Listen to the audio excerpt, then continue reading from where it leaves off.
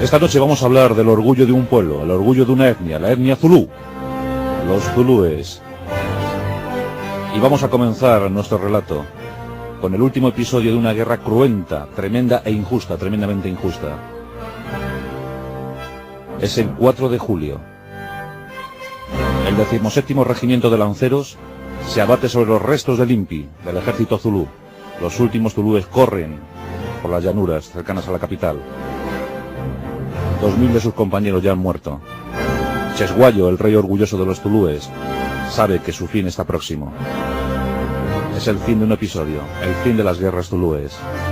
Es el 4 de julio de 1879 y todo había acabado. Pero para llegar a este fin, antes hubo un comienzo. Y el comienzo fue esperanzador para los zulúes.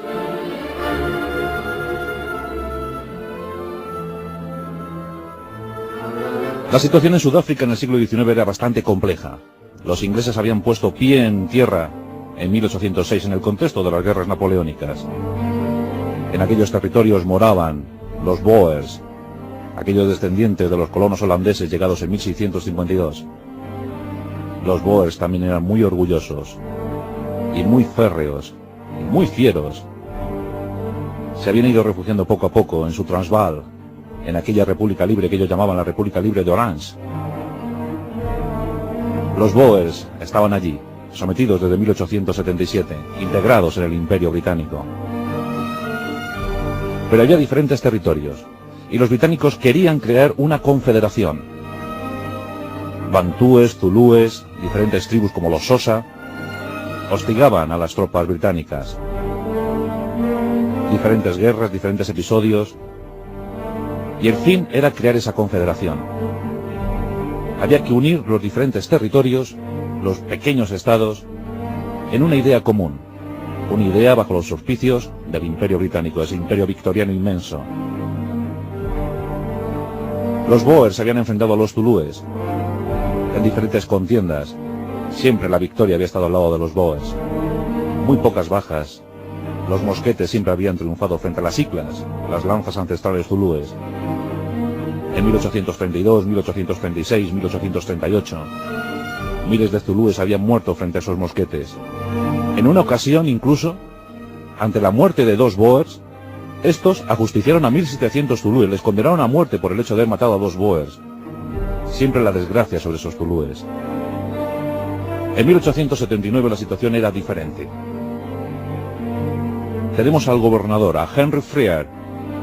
Henry Frere era un tipo pues, orgulloso, flemático, muy británico, muy idealista, muy apegado a la idea de imperio, y tenía la misión de crear esa confederación, de unir los territorios. Recordemos la República Holandesa, ahí en el Transvaal, la República Libre de Orange, Zululandia, donde habitaban los zulúes, ese gran país creado bajo los influjos del Shaka, el Shaka Zulú. Y ahora estaba Chesguayo, un rey orgulloso, tripudo, pero muy convencido del destino de los zulúes.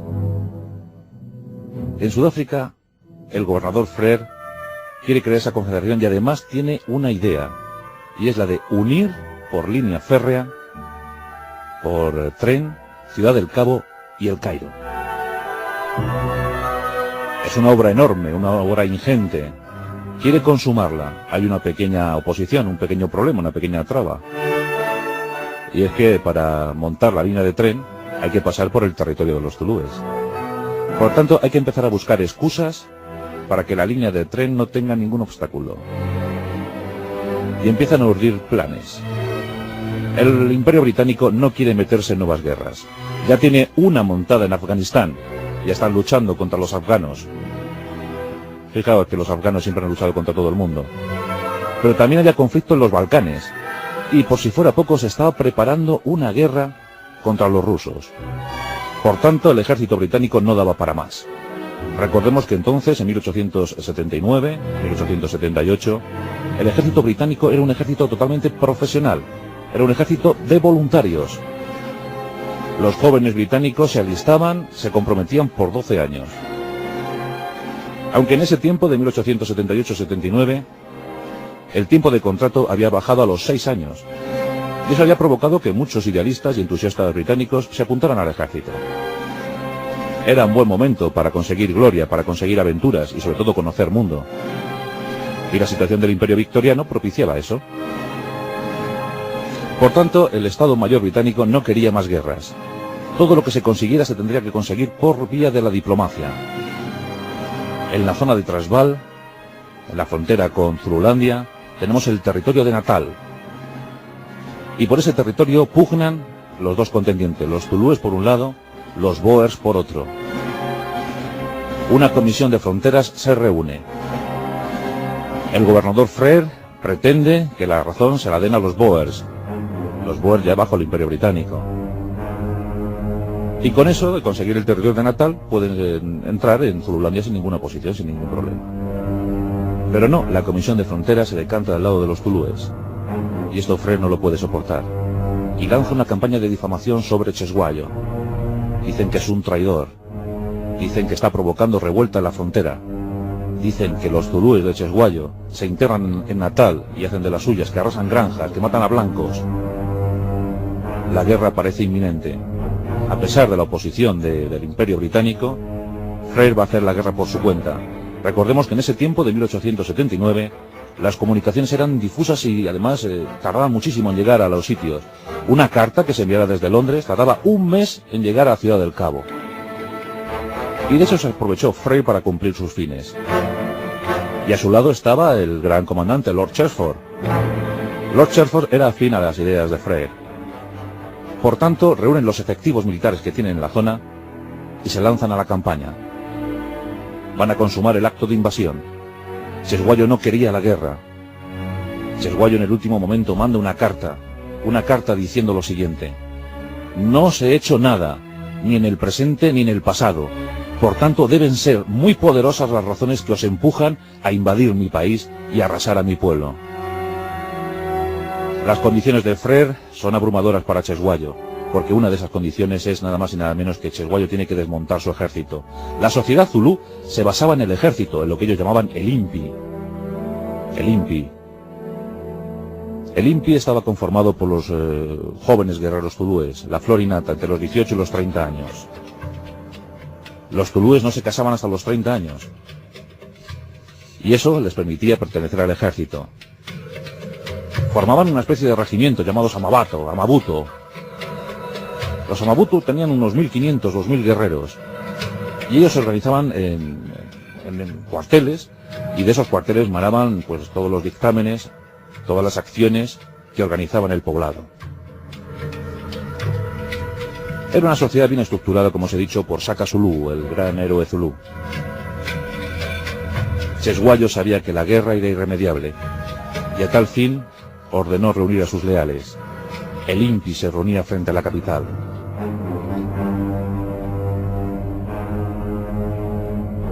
Los zulúes llamaban al hombre blanco, le llamaban Abelungu. Los Abelungus llegaban a Zululandia.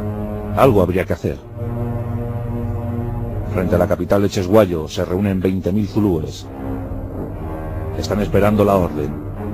Saben que los blancos se están acercando. Algo hay que hacer. Están con su ganado, beben cerveza, están impacientes, sobre todo los jóvenes, quieren lanzarse al combate, quieren demostrar a su rey que son fuertes y poderosos, quieren una victoria. Cheshuayo les mira, ordena alzar los fusiles, son muy pocos los fusiles que tienen los zulúes, y manda vender todo el ganado posible para comprar fusiles a los mercaderes blancos. El impi se moviliza. Esos jóvenes guerreros, también los veteranos, tenían una estrategia de guerra muy bien definida. Esa estrategia de guerra era la de la formación de los cuernos de toro.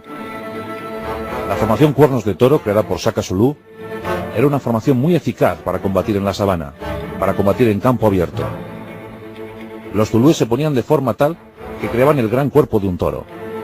En los cuernos del toro, del imaginario toro, se situaban los guerreros más jóvenes, los más ágiles, armados con jabalinas, con sus siclas, con sus escudos. Creaban dos cuernos. En lo que ellos llamaban pecho se situaban la formación de guerreros más veteranos. Y una pequeña tropa de reserva creaba lo que llamaban el lomo.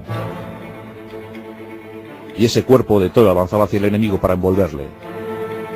Cuando luchaban contra los bantúes, las victorias eran asombrosas, pero frente a las fortificaciones de los blancos, los intentos eran estériles.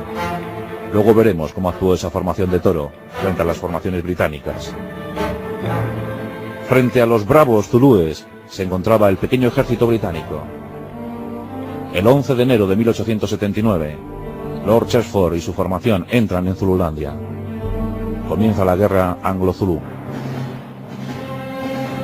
Los zulúes estaban bien preparados, pero los británicos, por supuesto, lo estaban mucho mejor.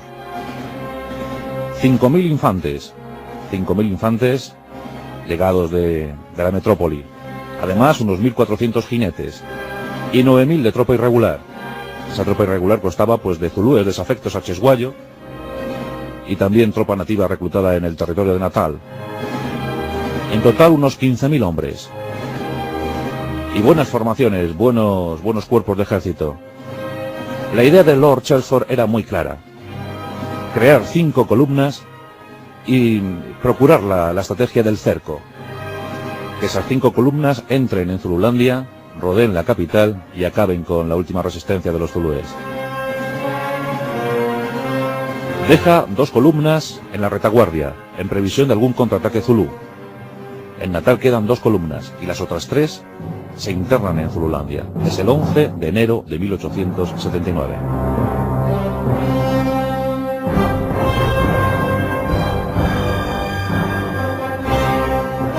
Las 3 columnas se dirigen hacia la capital. Los flancos muy bien fortificados, muy bien defendidos, y en el centro una columna perfectamente pertrechada.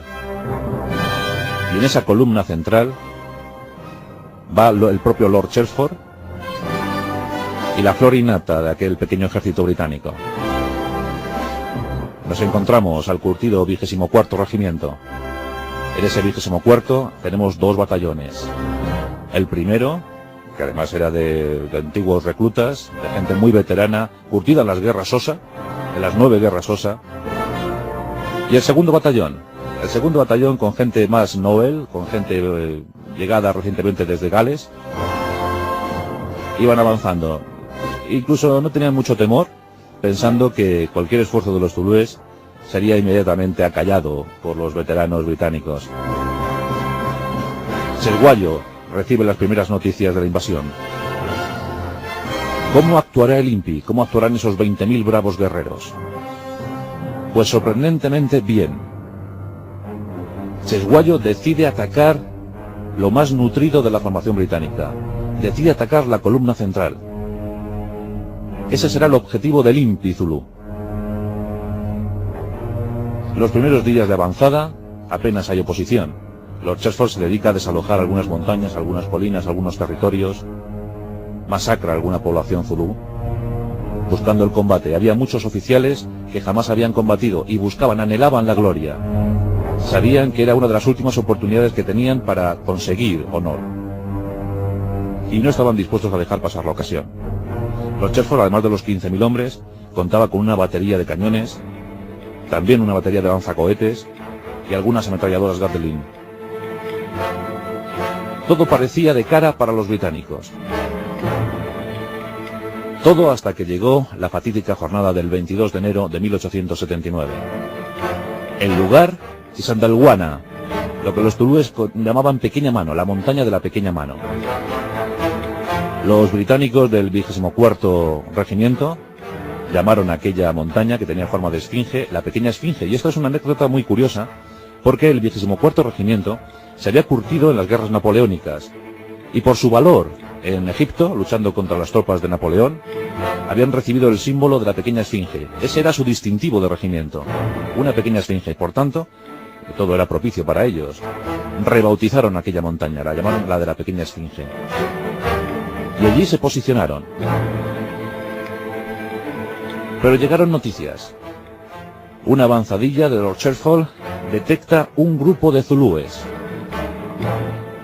Y Lord Chelmsford erróneamente piensa que es el cuerpo principal del INPI. Eran unos 1000 zulúes. La trampa había sido puesta y los británicos picaron, víctimas de su prepotencia o de su soberbia. Lord Chelmsford rápidamente manda avanzar sobre esa supuesta masa de zulúes. lo que él consideraba como el cuerpo principal del ejército zulú. Los 1000 zulúes habían puesto la trampa y los británicos habían picado. Lord Cherford deja atrás el campamento en Isandlwana. Allí deja a Pulinen. Bueno, es un oficial que jamás había combatido, pero tampoco había que buscar mayor peligro. Ni siquiera fortificó el campamento. Sesguayo había advertido a sus guerreros: jamás debéis atacar una fortificación blanca. Jamás ataquéis a los blancos que están atrincherados. Siempre perderéis. Buscad la confrontación en campo abierto. Los zulúes habían aprendido la lección. Ya veremos en Isandlwana cómo ha acabado todo. Lord Cherford iba contra los zulúes y se cebó en esos 1000. Pero de lo que no se habían percatado es que el cuerpo principal del ejército zulú, el INPI, se encontraba en la retaguardia. Sorprendentemente, las tropas irregulares iban a dar una lección como jamás habían visto los británicos.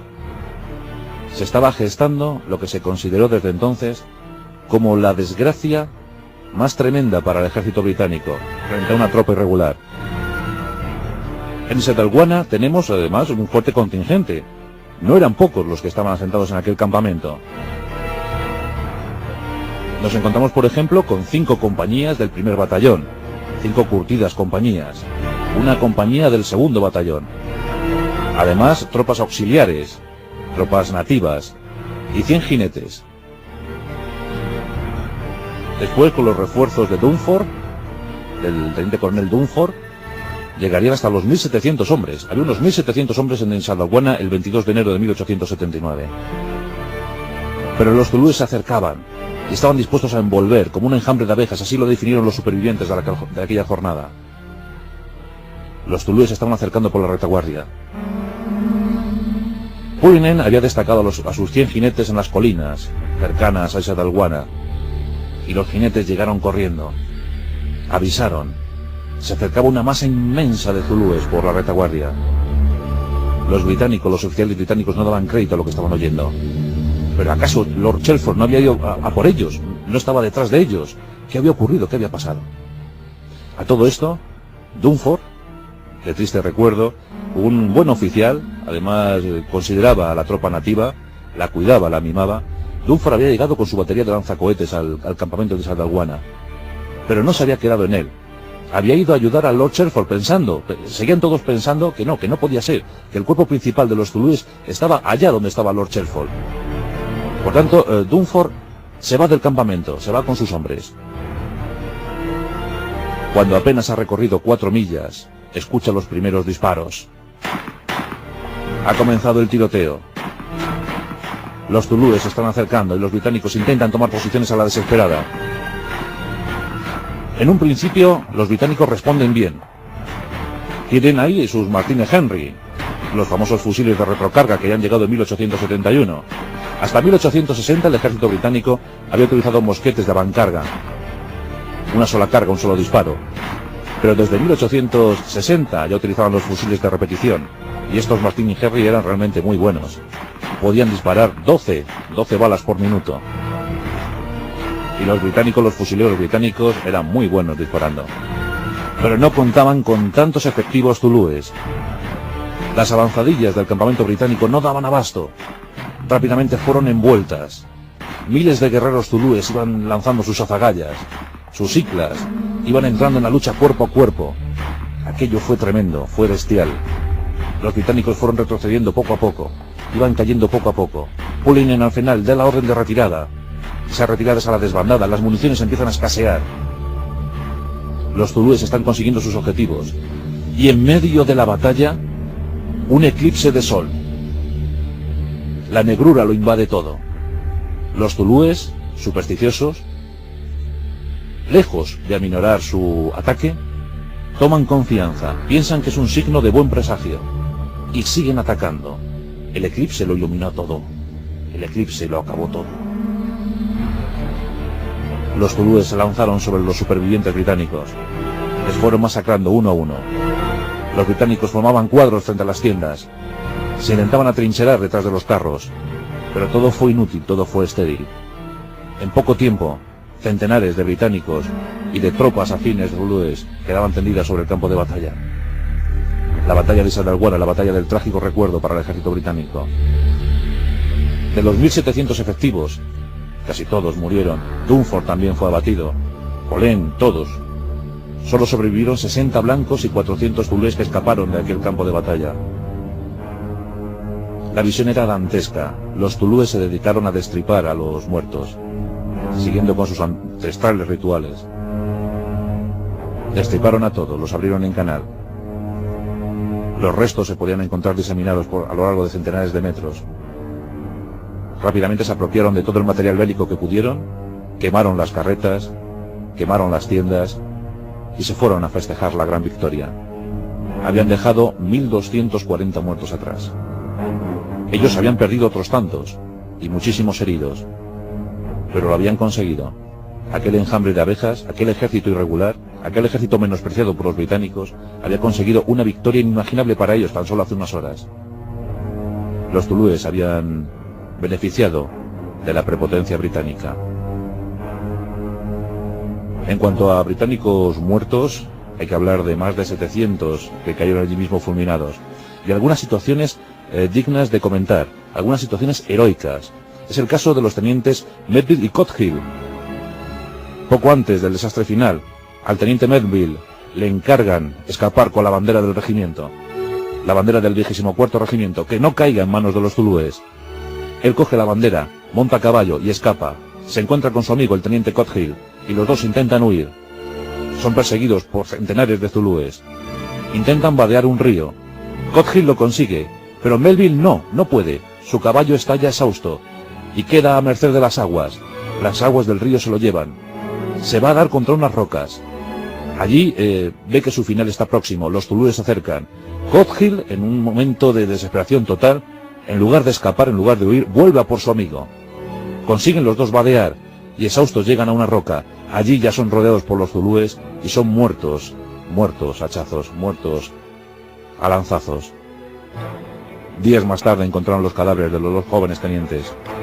La bandera no fue capturada por los zulúes, porque la bandera se la llevó el río. A los pocos días se encontraron restos de esa bandera en una roca. Melville consiguió que esa bandera no fuera capturada. Son muchas las historias que rodean a Sadalguana. Claro, en aquel cañón del Roker hay que hablar también de la estación de Rush Drive. En Rush Drive, una estación celebérrima a consecuencia del cine, tenemos a dos jóvenes tenientes también, el teniente Sack y el teniente Bronshill. Los dos tenientes están al cargo de aquella estación y tienen muy pocos efectivos, tan solo 137 hombres, de los que solo 80 son fusileros. El resto son choferes, gente de intendencia, enfermos. Dos pequeños edificios en aquella estación, uno dedicado a hospital, otro dedicado a almacén. Algunos supervivientes de Sadalguana llegan corriendo a la estación y comentan lo que ha ocurrido. A un par de horas se encuentran los zulúes. Los dos tenientes deciden fortificar la estación. Pero para fortificar la estación no tienen mucho. Lo consiguen con sacos de harina, con cajas de galletas, con dos carros viejos que tenían. Consiguen crear un pequeño fortín. Y dentro de ese fortín los 137. Se preparan para la embestida zulú. Los zulúes en principio no tenían pensado atacar esa estación. Ya la victoria de Sadalguana era espectacular. Pero ocurre que en uno de los cuernos de toro de la formación Impi había 4.000 guerreros, 4.000 jóvenes guerreros que no habían entrado en combate, no se lo habían permitido sus mayores, no lo habían permitido los jefes, querían reservar tropa para futuros encuentros. Los 4.000 guerreros, buscando sangre y buscando gloria para ofrecérsela a su rey Chesguayo, localizan la estación. Ven en ella una presa fácil y olvidan lo que les había recomendado su rey: jamás debéis atacar una fortificación de los blancos. Los 4.000, como una nube, envuelven Rush Drive. Y aquí tenemos un acto sublime de heroísmo a cargo de los fusileros británicos. 137, tan solo 80 en condiciones de poder combatir, el resto heridos, enfermos, gente civil. Se han fortificado y comienzan a disparar, comienza la resistencia. Y aquí tenemos una batalla formidable creada en torno a la estación de Rush Drive. 12 horas aguantando las embestidas zulúes.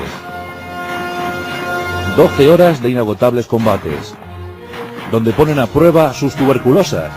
Las tuberculosas eran las bayonetas, así las llamaban los británicos. Recordemos que los británicos aquí muestran por última vez en combate su orgulloso uniforme rojo, sus casacas rojas. El uniforme británico hasta 1879 consistía en una casaca roja, un pantalón azul y el casco colonial blanco, tan característico, tan famoso. Después de estos combates llegaría el uniforme caqui. Pero aquí les tenemos todavía con su casaca roja disparando. Brongil y Sack organizan muy bien la resistencia y llega la madrugada. Los zulúes lanzan la última ofensiva. Queman el hospital, incendian el hospital, allí mueren algunos enfermos.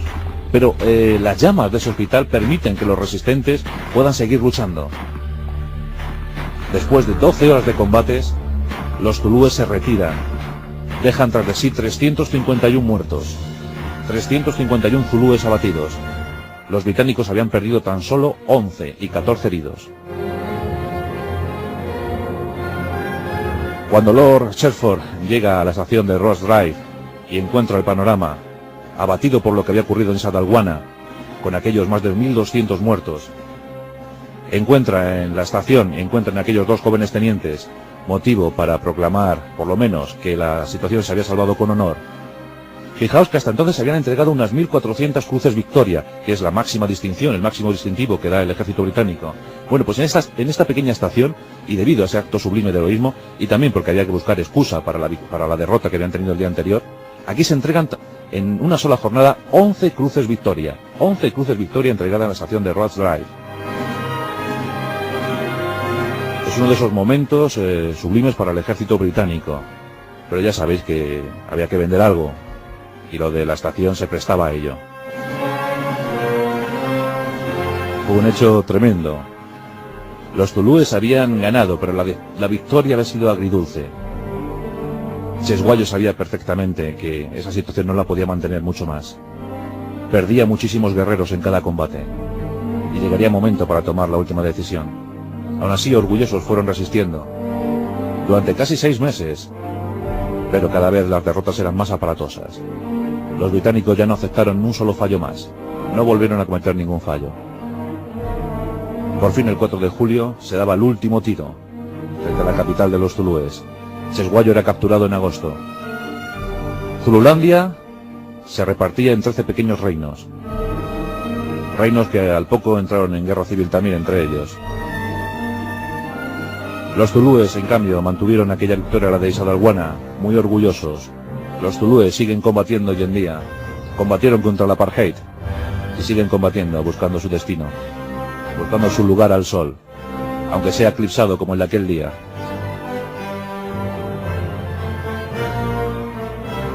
Es la historia de los zulúes, la historia de Sadalwana, la montaña que era llamada de la pequeña mano, y que los británicos, muy ufanos ellos, la llamaron la de la pequeña esfinge, buscando ahí el símbolo de su regimiento. Aquel regimiento que acabó en ese día, en ese fatídico día del 22 de enero de 1879. La guerra anglo-zulú, una de esas guerras absurdas que nos da la historia cada cierto tiempo. Todas las guerras son absurdas, pero esta, si cabe, lo fue un poquito más.